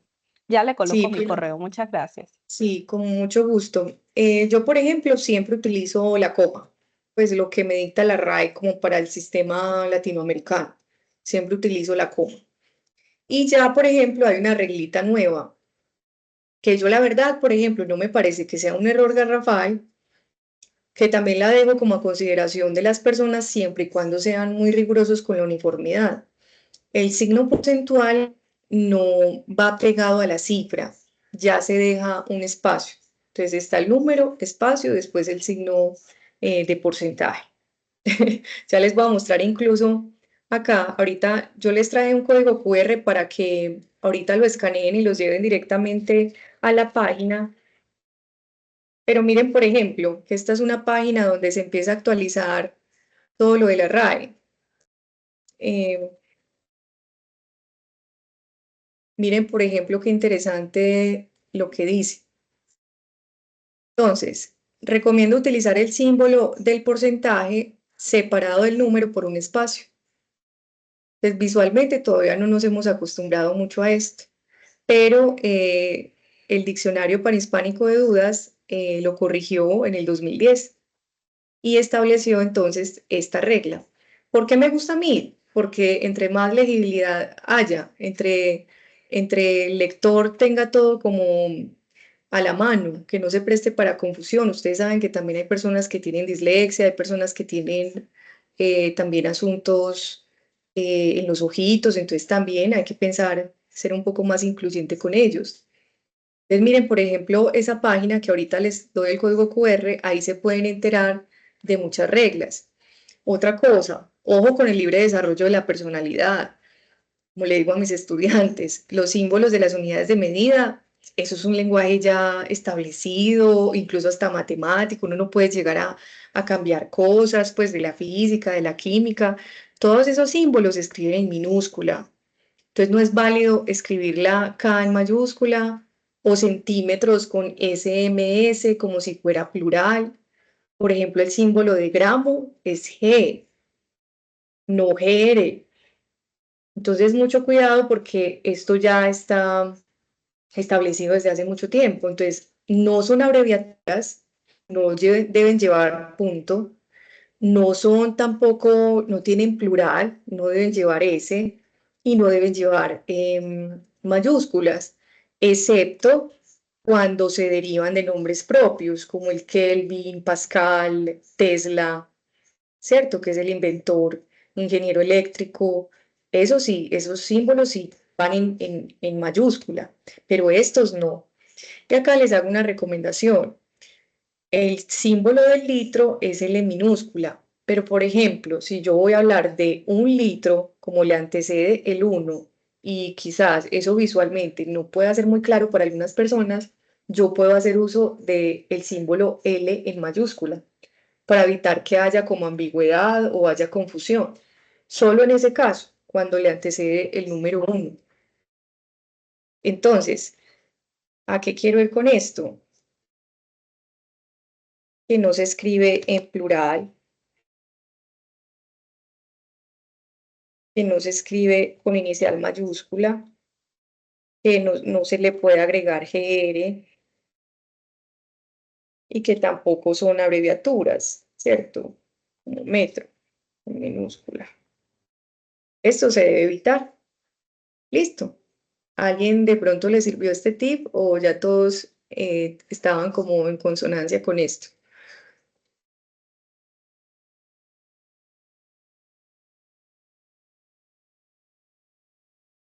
Me sirvió para actualizarme con respecto al kilogramo, porque yo soy profe de ciencias y en lo que tenía conocimiento, las 3 unidades de medida, kilo, hecto y deca, kilogramo, kilómetro, hectómetro, decámetro, por ejemplo, se escriben en mayúsculas, porque, por ejemplo, pues redundando acá, tenemos el decámetro y el decímetro. Entonces, eso sí uno hay que ubicarlo en letra mayúscula y el otro en minúscula para que no haya confusión en el estudiante. Exacto, y eso ya está establecido, ¿cierto? O sea, eso, o por ejemplo, milímetro de mercurio, que lleva unos en mayúscula, otros en minúscula. Sí, porque allí en el caso se está hablando del mercurio, la H debe ser mayúscula por su símbolo químico. Muy Gracias, bien, profe. Gracias a ti, Adriana. Yo sé que este es muy sencillo, pero yo no sé por qué lo seguimos escribiendo con Z. La forma correcta de escribir la expresión a través es separado y con S, con tilde en la E. Y también pasa mucho con de pronto. Entonces, la forma correcta es separado en 2 palabras, para que lo tengan presente.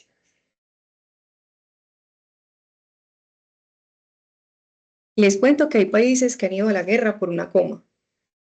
O incluso, algo para mí fascinante, la enmienda número 14 de Estados Unidos. Estoy hablando de historia constitucional.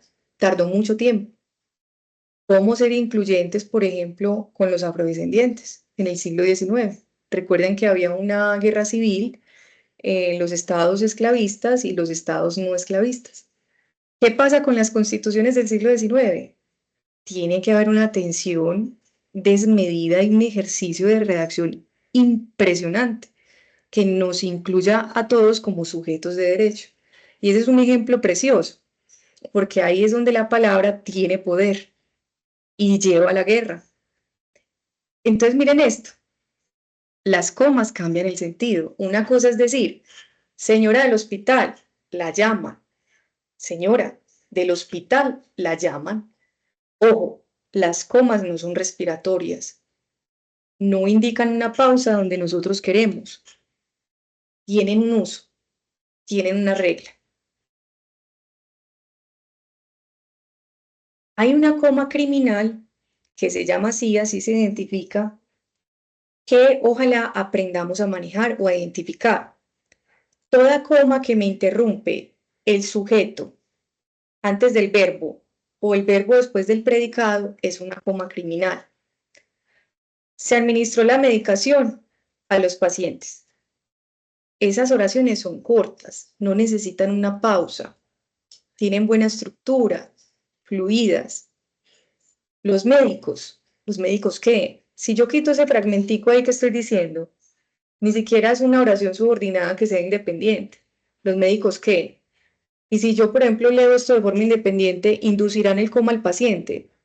Si ven que si yo las divido me quedan como cortadas, no tienen sentido. A eso se le llama coma criminal. ¿El paciente qué? ¿Se recuperó de la cirugía? Bueno, dependiendo del contexto podría funcionar, pero en este caso no, el sujeto me queda faltando. Eso es una coma criminal y se identifica sobre todo en oraciones cortas. Quiero, por ejemplo, acá recomendarles entonces la Fundación del Español Urgente para que vayan ingresando. Es la página a la que yo acabo de acceder. Es maravillosa. Incluso en Twitter todo el tiempo están recomendando tips. Entonces ahí pueden ver cómo se utiliza el punto y coma, cuál es la diferencia de cancerígeno y canceroso, cómo se utiliza el por qué, cómo se utiliza el ay, qué es ay, qué es ay con H, sin H, como que es hallar con doble L del verbo hallar y que es haya de haber con Y de yuca, como solemos decirlo. Resuelven muchos problemas gramaticales, ortotipográficos, de puntuación y de tildes. ¿Qué es lo maravilloso de esta página? Que es una versión resumida. ¿Por qué? Porque los libros de gramática, los libros del español tienden a ser amplios y densos y pues esta es como una versión un poco más resumida para que por favor la busquen. ¿Alguien tiene alguna pregunta hasta ahora?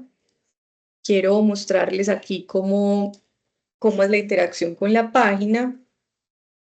Vamos a ver aquí el punto y coma, por ejemplo. Uso apropiado. Entonces, aquí, por ejemplo, me dan el ejemplo de las enumeraciones y ante los conectores. Maravilloso. Pueden buscar aquí lo que deseen y pueden tener incluso aquí la página, suben muchos artículos, recomendaciones de anglicismos, términos adaptados al español de otros idiomas. Hay muchas categorías que se pueden explorar acá. Entonces les recomiendo esta página que es una herramienta muy, muy buena. Profe, nos preguntan que si todas las reglas también que usted nos ha brindado el día de hoy, que nos ha mostrado, también aparecen en la RAE. Nos hacen esa consulta. Sí, todo esto que yo expongo viene de esta página, viene de libros de la RAE, el Panhispánico de Dudas, viene como de todos los años que he trabajado como editora y correctora de estilo, pero todo esto yo lo bajo de fuentes confiables y rigurosas, o sea, todo esto está en la RAE incluso.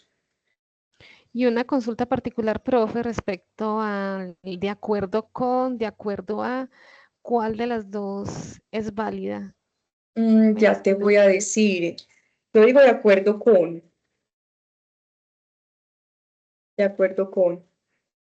sí, las dos son válidas. Miren, por ejemplo, lo que yo digo de acuerdo con, pero acá acabo de consultar, miren, ya les muestro la página de la Fundación del Español Urgente. Entonces, mira, acabo de buscar. De acuerdo con, pero también de acuerdo a. Aunque de acuerdo con es la locución tradicionalmente recomendada, la variante de acuerdo a, más asentada en América, es igual de válida. Entonces miren que acá les dan de forma resumida, también a veces por países o usos comunes en América Latina, en España o en Estados Unidos, pues dependiendo también como de términos que se adaptan acá al español, te responden. ¿Alguna otra pregunta? Profe, sí, por acá nos preguntan por el chat que si el uso de la expresión de que es válida. El dequeísmo depende. O sea, si hay un abuso del ya que, de que, si es abusivo, sí es un problema. Pero sí es correcto utilizarlo en algunas oraciones. Pero el término dequeísmo y yaqueísmo existe y ya te lo voy a mandar al chat. Por ejemplo, aquí en la RAE exponen el problema del el dequeísmo en algunos casos específicos.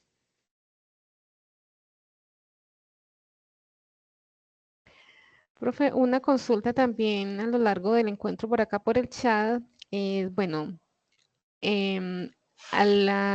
a los facilitadores pues que nos facilitan las presentaciones, las estamos publicando en el sitio web de la Mesa de Bibliotecas en formación de usuarios. ¿Usted nos facilitará la presentación? Sí, yo les puedo enviar la presentación, claro que sí, les puedo enviar esta versión resumida. Igual todo se deriva pues como de la página de la RAE y de la Fundación del Español Urgente. Y por aquí me preguntan, ¿nos podría recomendar alguna página para redactar textos académicos? Pero bueno, una página donde se den consejos para la redacción o, bueno, no entendí la pregunta concretamente, como donde den tips para redactar textos académicos.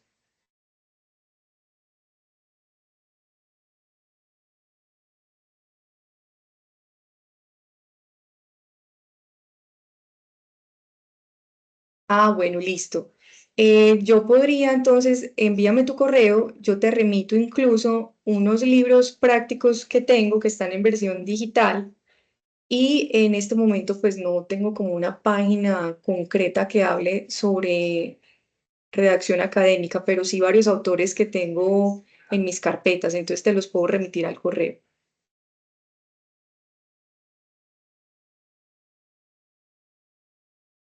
Bueno, acá por ejemplo, te voy a mandar el tipcito sobre a favor de y en favor de, ¿cierto? Entonces, son equivalentes solamente en algunos contextos. Acá te voy a mandar, por ejemplo, lo que dice la fundación, que es maravillosa. Tiene casi que respuestas para casi todo. Y en coar@hotmail.com ya acabo de guardar entonces el correo para remitírtelo.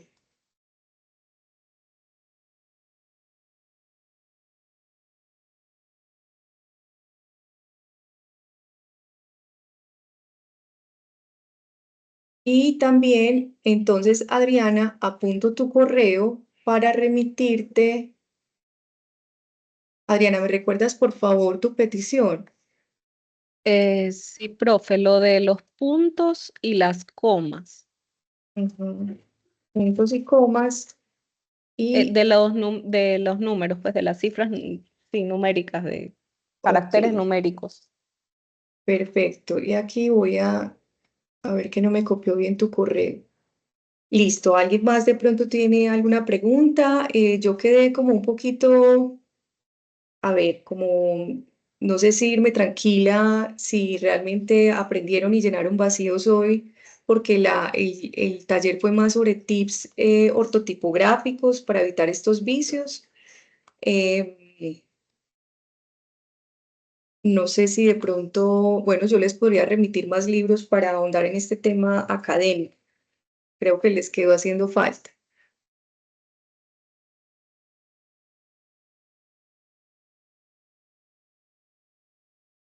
Bueno, Vanegas, María, muchas gracias a ti por asistir. Muchas gracias por los comentarios. Qué bueno que les haya servido. Gracias, Luz. Me alegra mucho que te haya servido.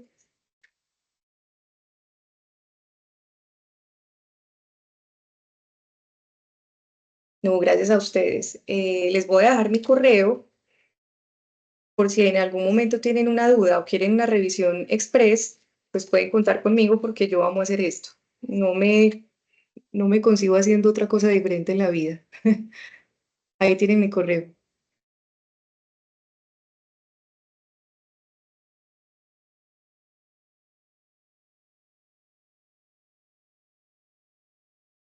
Gracias, profe. Muy productivo este espacio. Con mucho gusto, Adrián.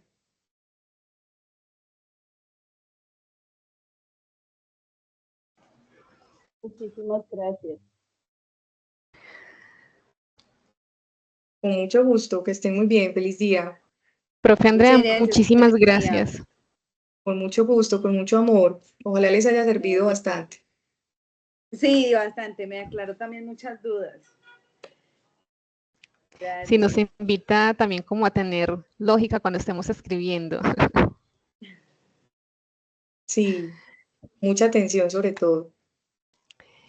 Bueno, profe, muchísimas gracias por acompañarnos el día de hoy, por este espacio tan productivo.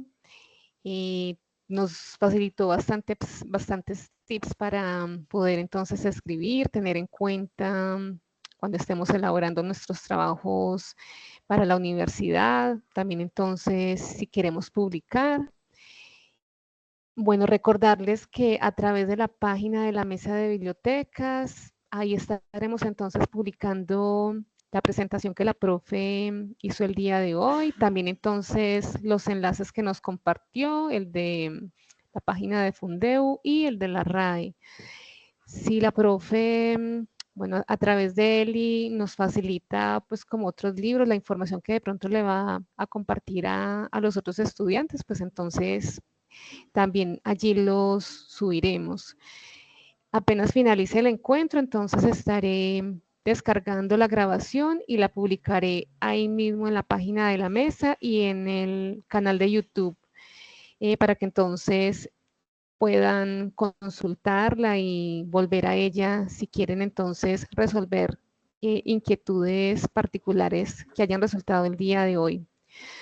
Profe, asistentes, gracias de nuevo por este espacio y Andrea, esperamos que nos siga acompañando en próximos encuentros que veo que los participantes salieron muy contentos.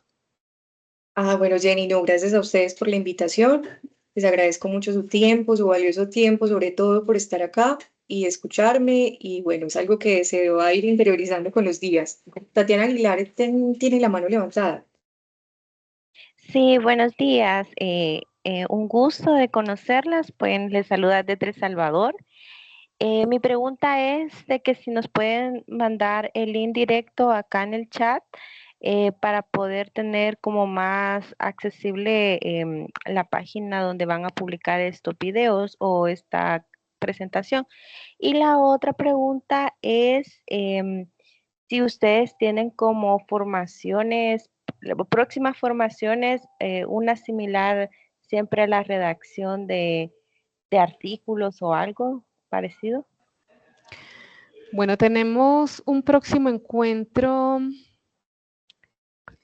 Bueno, por acá te facilito entonces el canal de YouTube de la Mesa de Bibliotecas. Ahí tenemos todos los encuentros que se han publicado desde 2023-2 hasta la fecha de formación de usuarios que viene realizando la mesa. Y te comparto por acá por el chat también el enlace donde están además de las grabaciones, también entonces tenemos allí las presentaciones que los facilitadores han realizado. Ahí vamos a publicar entonces la de la profe el día de hoy. Permíteme, pego acá. Si tengo de la M10.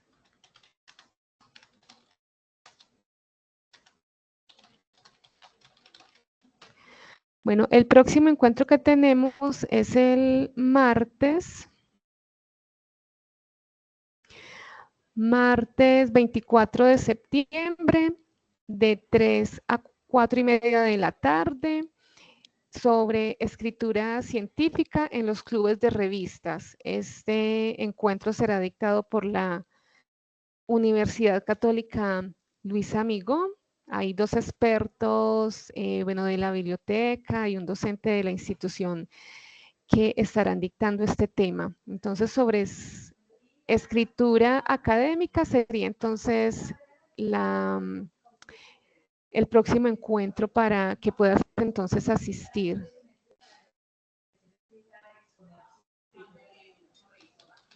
Ahí te lo puse por ahí por el chat en caso de que quieras entonces acompañarnos. Bueno, Jenny, yo me despido. Muchas gracias entonces y a la orden lo que necesiten tienen mi correo electrónico y gracias por este espacio. Gracias, profe, a usted y a Eli por acompañarnos el día de hoy. Que tengan una feliz tarde. Hasta luego. Muchas gracias, igualmente. Hasta luego. Gracias, hasta luego.